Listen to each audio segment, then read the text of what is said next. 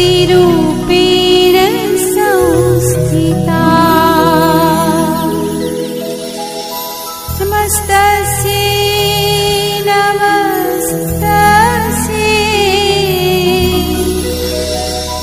नमस्तस्यै नमो नमः। આ વિડીયોની અંદર ફાયદા વિશે અભ્યાસ કરીશું કે સરળ સ્થાપના વિધિ જે છે એ સહકારી મંડળીના સ્થાપના માટે લાંબી કાયદાકીય વિધિની જરૂર હોતી નથી, કે જે સરળ સ્થાપના વિધિ છે એમાં જે લાંબી કાયદાકીય જે છે એમાં કોઈ પણ વિધિની તેમની અંદર જે છે એ જરૂર હોતી નથી. એટલે કે માત્ર 10 વ્યક્તિઓ જે છે એ સ્વૈચ્છિક રીતે સંગઠિત થઈ અને સહકારી મંડળીના રજિસ્ટ્રાર પાસે નોંધણી કરાવી શકે એમ હોય છે. તેમજ કાયમી અસ્તિત્વ, એટલે કે સહકારી મંડળીને તેની નોંધણી થતાં જ તેનો સભ્યોની અલગ કાયદેસરનું અસ્તિત્વ મળે છે. સહકારી મંડળી જે છે તેની નોંધણી થાય તો તેની સાથે સાથે જે સભ્યો છે એની અલગનું કાયદેસરનું અસ્તિત્વ ધરાવતા હોય છે.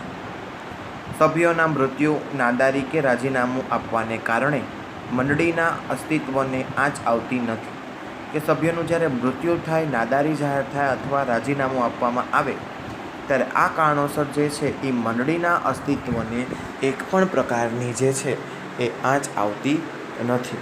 અને તેમની સાથે સાથે જે છે એના અર્થની અંદર પણ જે છે એ લાંબુ આયુષ્ય પણ તે શું થાય છે તો કે ભોગવતા હોય છે.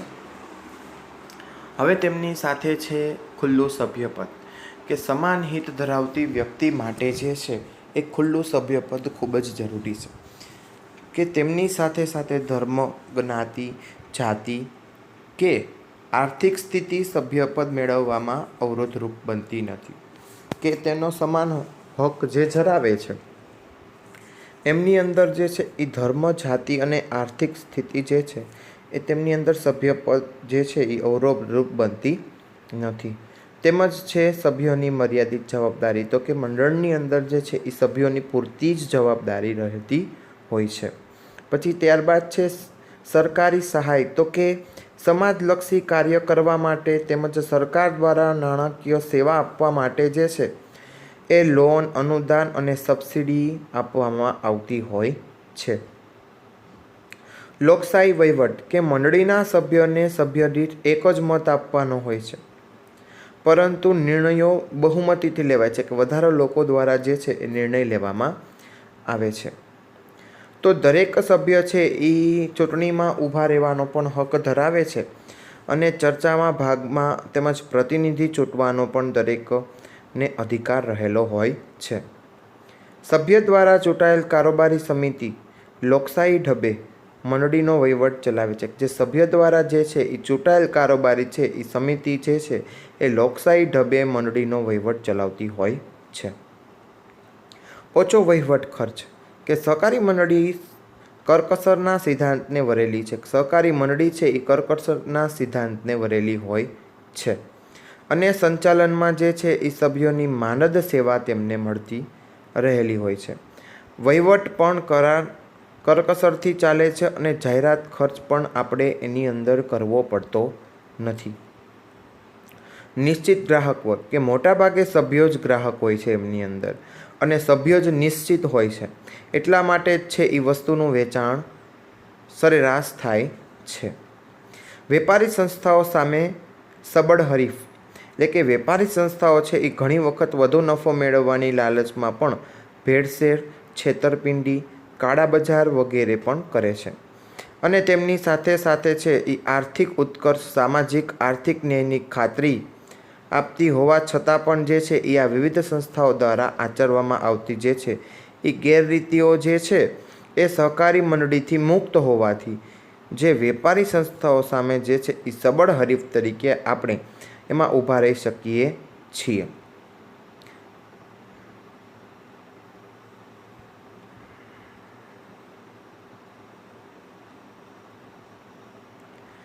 તેમજ 10મું છે સમાજ માટે કલ્યાણકારી પ્રવૃત્તિ, કે સહકારી મંડળીઓ તેમના નફા અને અનામત ભંડોળમાંથી સમાજ માટે કલ્યાણકારી પ્રવૃત્તિ હાથ ધરે છે, કે તે નફા માટે શું કરે છે, તો કે જે અનામત ભંડોળ છે એમાંથી એ પ્રવૃત્તિ જે છે એ હાથ ધરતા હોય છે. ઓછા મૂલ્યે અથવા વિના મૂલ્યે તબીબી નિદાન કેમ્પ પણ યોજવામાં આવે છે. સાથે સાથે દવાખાના, શાળા, બાગ બગીચાની સેવા પણ ઊભી થાય છે અને જાળવણીની વ્યવસ્થા પણ એની અંદર કરવામાં આવે છે. લોકશાહીની તાલીમ શાળા, કે મંડળીના સંચાલનમાં લોકશાહીનું પ્રાધાન્ય છે, માટે મૂડી કરતાં માનવીને મહત્ત્વ આપવામાં આવે છે, કે મૂડી કરતાં માનવી જે છે એને વધારે મહત્ત્વ આપવામાં આવતું હોય છે. સભ્યનું મહત્ત્વ જળવાઈ રહેતું હોવાથી લોકશાહી જીવંત રહે છે. સભ્યનું મહત્ત્વ જે છે એ જળવાઈ રહેતું હોવાથી જે છે એ લોકશાહી એક જીવંત રહેતી હોય છે.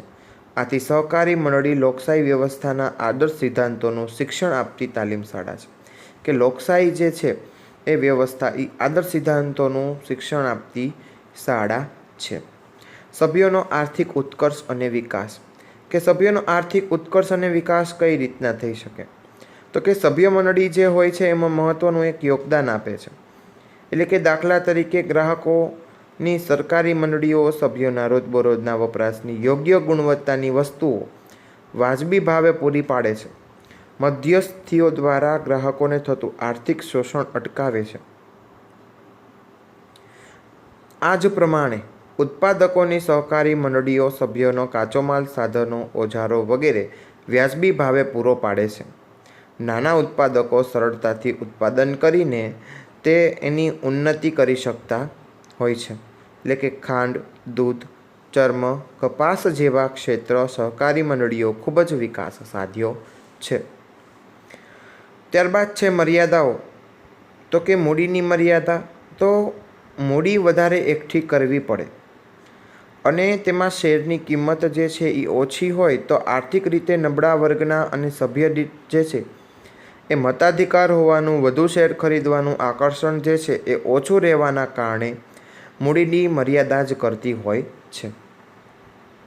કાર્યક્ષમ વહીવટનો અભાવ, કે સભ્યોના પ્રતિનિધિ તેવા મંડળીના સંચાલકો માનદ સેવા આપે છે, કે તે શું કરે છે, તો કે માનદ સેવા આપતા હોય છે.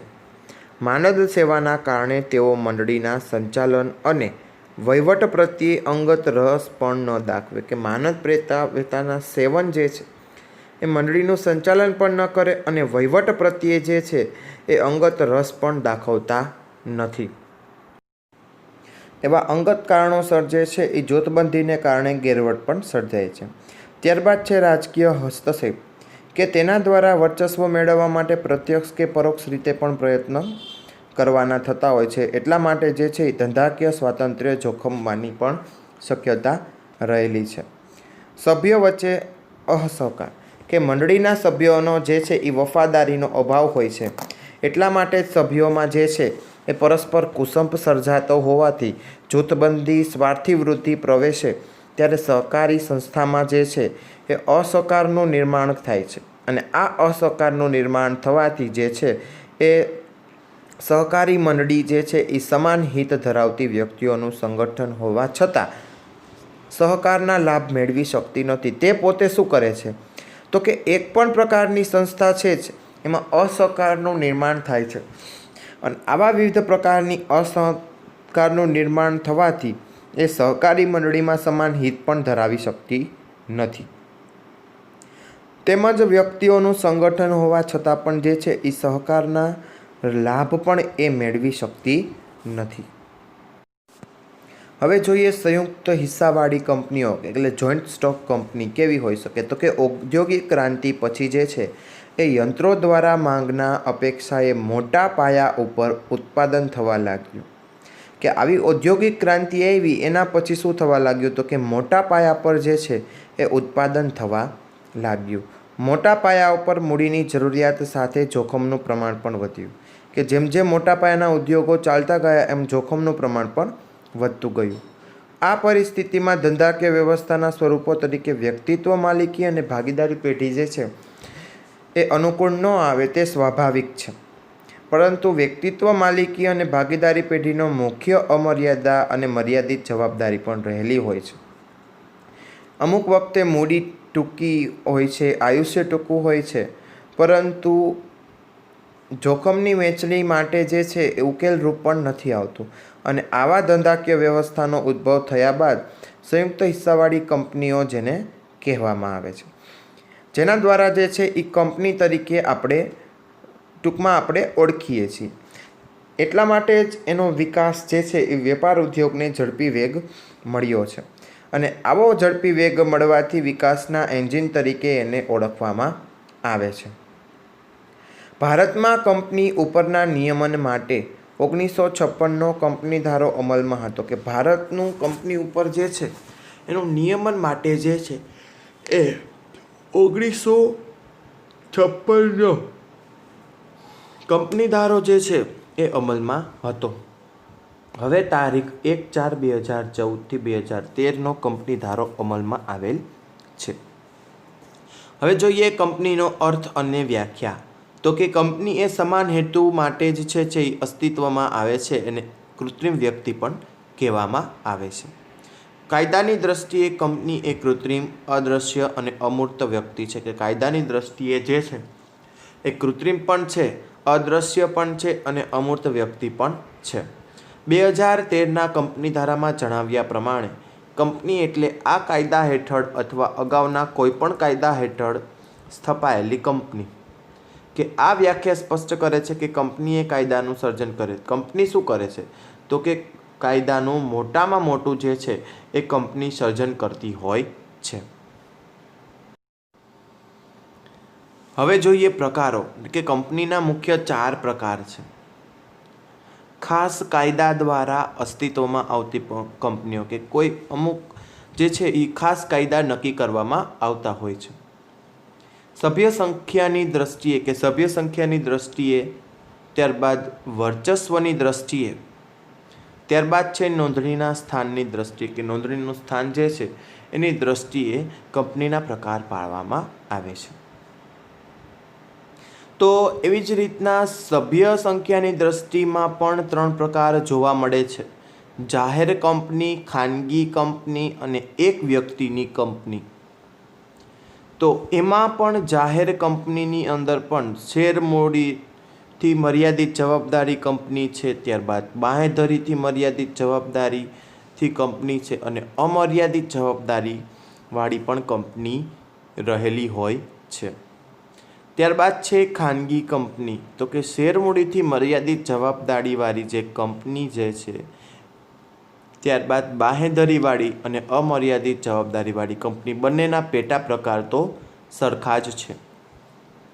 ત્યારબાદ છે વર્ચસ્વની દ્રષ્ટિએ પણ 3 પ્રકાર પાડવામાં આવે છે. સરકારી કંપની, શાસક કંપની અને ગૌણ કંપની. અને છેલ્લો જે મુદ્દો છે કે નોંધણીની સ્થાનની દ્રષ્ટિએ પણ 2 પેટા પ્રકાર છે. કે ભારતીય કંપની અને વિદેશી કંપની. ભારતીય કંપનીની અંદર શું આયાત થઈ શકે અને તેવી જ રીતના વિદેશી કંપનીની અંદર પણ આપણે શું આયાત કરી શકીએ.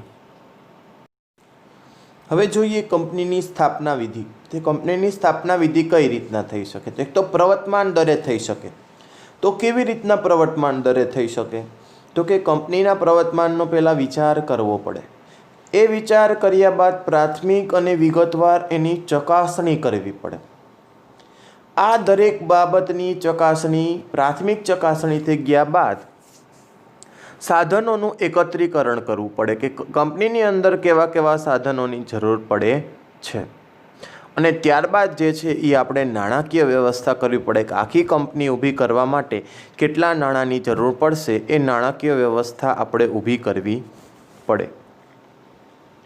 નોંધણીનું પ્રમાણપત્ર મેળવવાની વિધિ. તો કે નોંધણી, કંપનીનો સરકારના ચોપડે નોંધણી કરવી હોય તો એમાં કેવા કેવા પ્રકારની વિધિ માન્ય ગણવામાં આવે છે? તો પહેલું છે આવેદનપત્ર, બીજું છે નિયમનપત્ર, ત્રીજું સંચાલકોની યાદી. કે આવેદનપત્ર રજૂ કરવું પડે, નિયમનપત્ર રજૂ કરવું પડે, સંચાલકોની યાદી કે કંપનીની અંદર કેટલા સંચાલકો જોડાયેલા છે, સંચાલકોની લેખિત સંમતિ કે એ લોકો કેટલા લેખિત સંમત છે એ, અન્ય કંપનીમાં હિત અંગેની જાહેરાત કે અન્ય કંપનીની અંદર હિત અંગેની જાહેરાત કેવી રીતના થઈ શકે એ. ત્યારબાદ સાથે સાથે છે કાયદા પાલનની, કે કાયદાનું પાલન પણ કઈ રીતના થઈ શકે એ એનો એક મુખ્ય હેતુ અથવા ઉદ્દેશ્ય રહેલો છે. તો આજે આપણે આટલું જોયું બાદ વધુ આપણે આગળના વિડીયોની અંદર અભ્યાસ કરશું. આભાર.